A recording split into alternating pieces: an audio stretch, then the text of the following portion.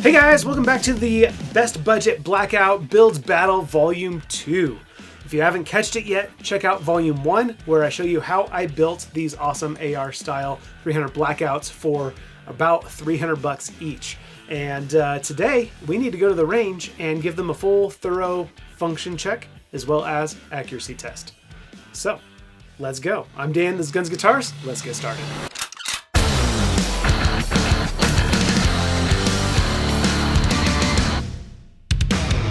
All right, so first up, the Bear Creek. We're gonna shoot the good stuff first. This is American Eagle 300 Blackout.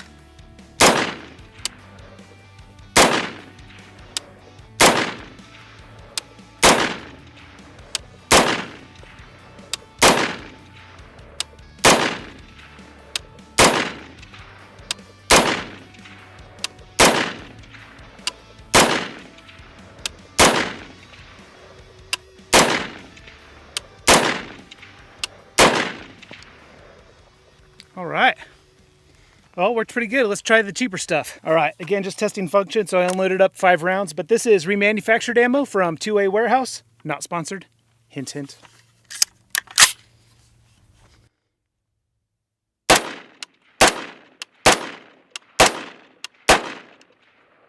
Dope.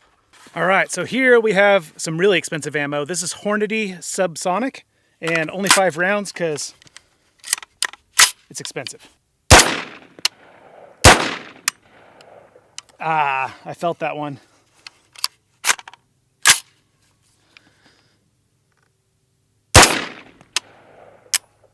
Nope.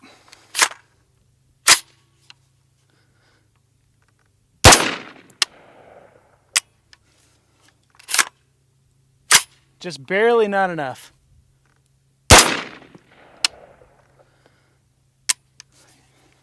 That's all 5. Yep, it cycled 1. Let's try the cheap Subsonic and see if there's any difference. All right, here's the cheap Subsonic. Again, it's remanufactured from 2A Warehouse. Again, not sponsored. Since the Hornady didn't cycle, I don't have high hopes for this.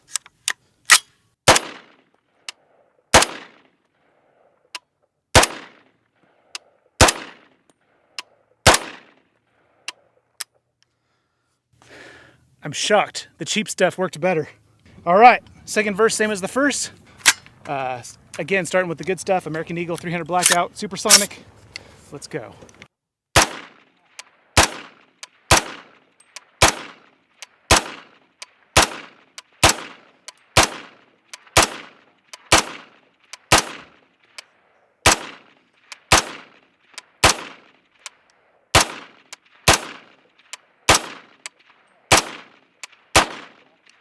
All right, not too bad. Let's try the cheap stuff. Again, this is the remanufactured ammo from 2A Warehouse.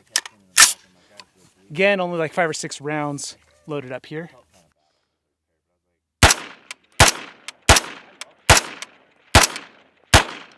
All right, we got the expensive Hornady Subsonic. Nope.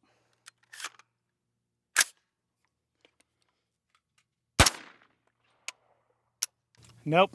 Okay. I'm not even going to bother wasting the ammo. It's not going to cycle. All right. Here we got the cheap remanufactured Subsonic 300 Blackout. Nope.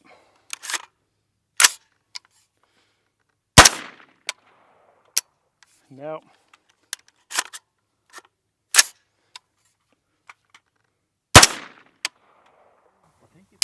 Yeah, it won't cycle any of these. All right, so that first range trip, I really didn't have an opportunity to fully test these and get them sighted in and shoot some accuracy groups, so we're gonna be doing that today. Basically, that first range trip, I was just meeting with some buddies to do a quick pickup 2-gun match, and so I just did the quick, function check, and they functioned fine. And then I ended up actually sighting in the rifle, the Davidson Defense rifle, and I didn't film myself sighting in because boring, who wants to watch that?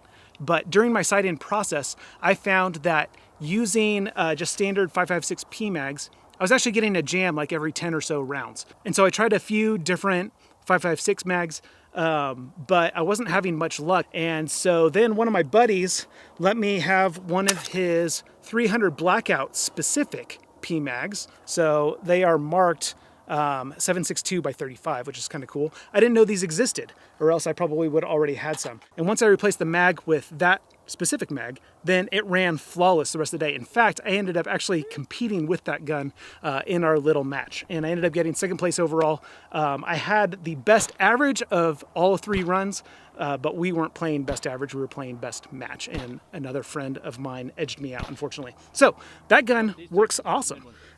This gun I have not sighted in yet. And so I've actually loaded up a 5.56 PMag. And so we'll see if we have any hiccups using this magazine, just like the Davidson Defense. And if we do, then we'll go to the 300 Blackout magazine. But I am kind of curious to see if this thing can cycle reliably with a standard 5.56 magazine. All right, just gonna start out up close and then slowly work our way back to 50 yards.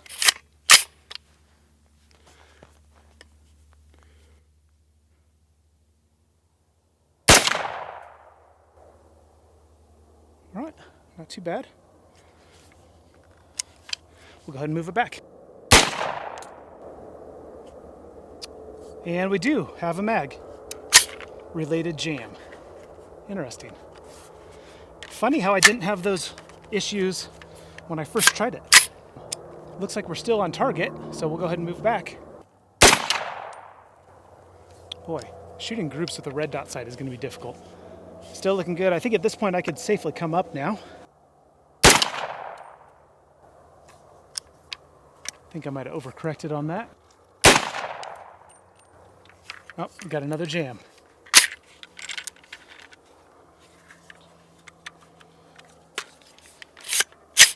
Yeah, very interesting. This was behaving the other day, and now it's not. All right, so now we're at 50 yards.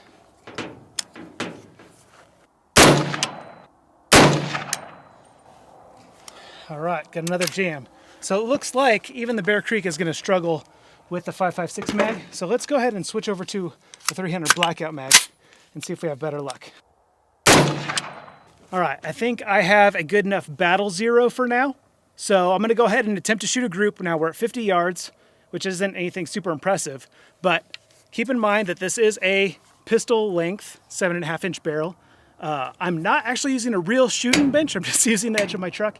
I'm not using match grade ammo, and I'm not using a magnified optic. So, keeping all those things in mind, give me some grace on these groups. So I'm actually gonna shoot 2 more shots. We're gonna do best 3 out of 5 because there's a flyer on there, and I wanna see if it's a fluke or a flyer because of the crappy ammo. But we're gonna call this a best 3 out of 5 because I am just using the remanufactured ammo that I mentioned earlier from 2A Warehouse. All right, let's have a look at those. All right, so this was the flyer that I was talking about.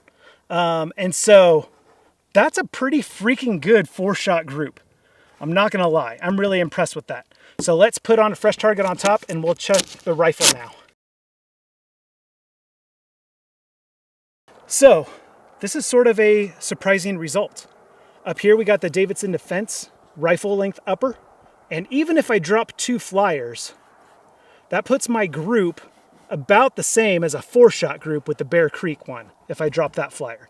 If I keep all 5, that's still a better group than just 4 of the Davidson Defense. So I am shocked. I especially thought that because I had a better shooting position, that I was going to be able to do better. So I am shocked that the Bear Creek is actually seemingly more accurate. I think I'll probably have to test it further. This is good to go. This needs some work. So I decided that the first group that I shot with this Davidson Defense upper was not really fair. So I'm actually going to try out some different ammo types, see if I can get a little bit tighter group out of it. So now I'm going to shoot some American Eagle.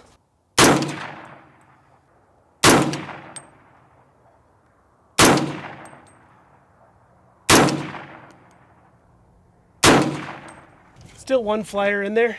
This is Fiocchi. I think it's 150 grain still. Yep. Full metal jacket.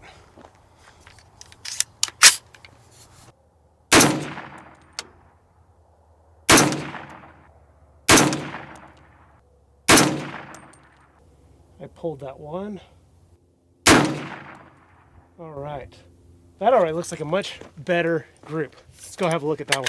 Okay, so down here's the American Eagle group. Still not great. up here, the Fiocchi group, Fiocchi, however you pronounce it. Much better group. This is the one that I pulled, that I said that I pulled. And so if we discount that one, that's a pretty tight group. Let's try the other one, see if we can do a little better. Ooh, gotta adjust the exposure, losing daylight. Better hurry up. Okay, now we're gonna do some lighter weight ammo. Do Ammo Inc. This is 110 grain VMAX. This stuff is actually relatively inexpensive. I think 15 bucks for 20 rounds.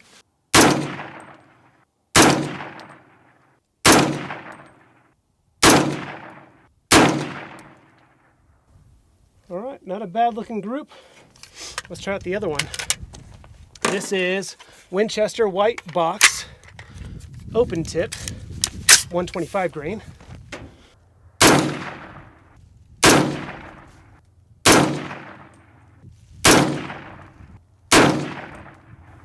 All right, I have no idea where those went. I didn't see them on my target, so I'm hoping there's a group right next to the target. Different bullet weights end up with a different impact point oftentimes. All right, unfortunately it knocked my stickers off of these holes, but this over here is the Ammo Inc. And that's a really nice tight group, and I think one of them doubled in that hole. Looks like there's 2 bullets in that hole now. So that's the Ammo Inc. And then over here we have the Winchester, and the rest of them went over here. So not such a good group from the Winchester. The Ammo Inc., not too bad. All right, so here are my thoughts on these 2 builds so far. Firstly, this little Bear Creek build has really impressed me. It's far exceeded my expectations. If you look at the brass ejection pattern on this thing, you'll notice that it's a little bit overgassed. And I think that's intentional because typically, if you're gonna build a pistol-sized 300 Blackout, you probably have it in mind that you want to shoot it suppressed. And so I think they overgassed it on purpose because, as you saw in the footage, this thing cycled that subsonic ammunition just fine without needing to add an adjustable gas block or anything like that. So this thing out of the box is like basically ready to go, and it shot a really decent group, all things considered. And I'll remind you, non-magnified optic, using cheap remanufactured ammo, and this is a pistol length. And I was just leaning up against the side of my truck. You know, if you guys want to see a real accuracy test where I shoot from a bench with a bipod and like all that stuff, then let me know in the comments and I can do that in the next video. But as far as the function test and reliability test, again, my initial test with a 5.56 mag was fine, but then ended up having some issues later. But switching over to the 300 Blackout mags, no issues whatsoever. So this one is awesome. It's good to go. And now that I know that it's awesome, you might see this thing get some furniture upgrades here in the future. If you're interested in exactly which Bear Creek upper I used for this build, the parts list is included in volume 1, as well as I'll put a link down in the description where you can find the parts list as well. Now, my thoughts on this rifle length upper from Davidson Defense are a little bit more complicated. Firstly, from a functional standpoint, it does not cycle subsonic ammo, which, given that it's a rifle length with a pistol length gas system, I really thought it was going to cycle subsonic ammunition. Now, it probably will once I put a suppressor on it, but as it is now, it doesn't, and I'm a little disappointed about that. But also at the same time, if you're buying a rifle length 300 Blackout, then you probably don't have it in mind that you're going to be shooting subsonic ammo because the longer barrel is going to create higher velocity and it might make subsonic ammo actually go supersonic. Now, all that being said, when I look at the ejection patterns from this rifle, they are a lot more 3 o'clock position, which is what we want to go for. And so it is gassed perfectly for supersonics. So while I did have it in mind that I probably would want to shoot subsonics through this, it does make sense that if I'm going to have 2, to have the pistol shoot the subsonics and have the rifle shoot the supersonics, since the rifle length barrel is going to have much better velocity and terminal ballistics with the supersonics. So all that to say, I'm not super disappointed that this thing doesn't cycle subsonic. And if I want to, that's something I can probably fix down the road, but I'm not going to put too much weight on it. Now, as far as reliability, again, once I started using these 300 Blackout specific magazines, then didn't have any issues whatsoever. Actually ran this in a competition with my friends and it did just fine. Accuracy, honestly, I thought that I would do better than the pistol because of all the things that I said about the pistol. Got a magnified optic, I got a longer barrel, I had a sling attached for a little more stability. Of course, I'm still not shooting from a bench with a bipod or using match grade ammo. So let me know down in the comments if you actually do want to see a more thorough accuracy test. I do want to point out that in my first video, I kind of crapped on this thing for having a key mod handguard. And I also mentioned that I really liked key mod when it first came out, and I'm bummed that everything switched to M-Lock. But one of the things that I remember now that I loved about key mod was that any single key mod patch also worked as a quick detach sling loop. So you have basically infinite positions to mount your sling, which is super helpful. So I was going to replace the handguard on this, but I think I'm probably not going to now. I still have a bunch of rail attachments for key mod, so it makes sense to just keep it for now. Oh, and you probably noticed that I did swap out the optic on this. I put on my Leupold Freedom Pigplex LPVO, which I reviewed with my best budget LPVOs under 200 bucks. So check out that video if you haven't already. The reason why I went with that optic as opposed to the Votadu that I had put on in the last video is because I ran this for my competition with my buddies, and I really liked the reticle, and I thought it was gonna do really well, but it has really poor eye relief. Like, you have to hold it right here.